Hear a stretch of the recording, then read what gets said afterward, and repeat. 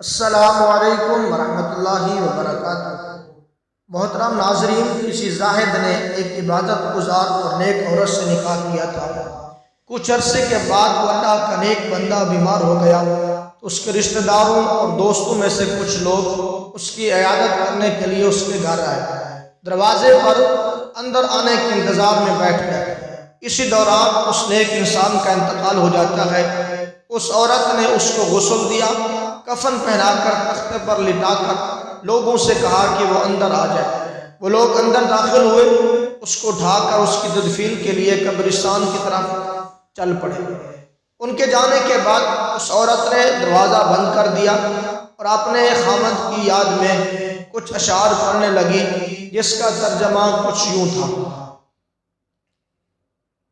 میں قسم کھا بیٹھی ہوں کہ تمہارے غیر سے الفت نہیں کروں گی، اور یقیناً میرا دل تمہارے سوا کسی سے محبت کیوں کرنے لگے۔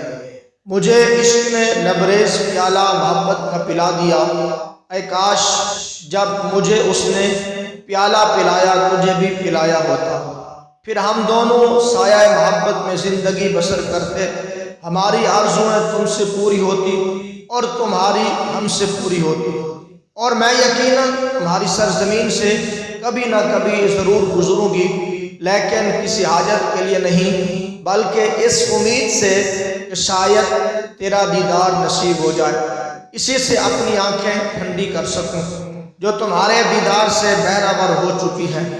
اس کے بعد وہ اپنی عبادت میں مشغول ہو گئی۔ محترم ناظرین، اس سے ہمیں یہ سبق ملا ہے کہ ہمیشہ نکاح عورت کے مال اور خوبصورتی کی وجہ سے نہیں، بلکہ اس کے کردار، سیرت اور کردار کی وجہ سے کرنا چاہیے، تاکہ ہمارے دنیا سے جانے کے بعد بھی وہ اپنا کردار ایسا پاکیزہ رکھے جس سے مرنے والے انسان کی روح بھی پاکیزہ کردار کی خوشبو سے ہمیشہ معطر اور شاداب ہوتی رہے۔ محترم ناظرین، مزید ایسی اسلامی سٹوریز کی ویڈیوز حاصل کرنے کے لیے ہمارے چینل کو لازمی سبسکرائب کریں اور ویڈیو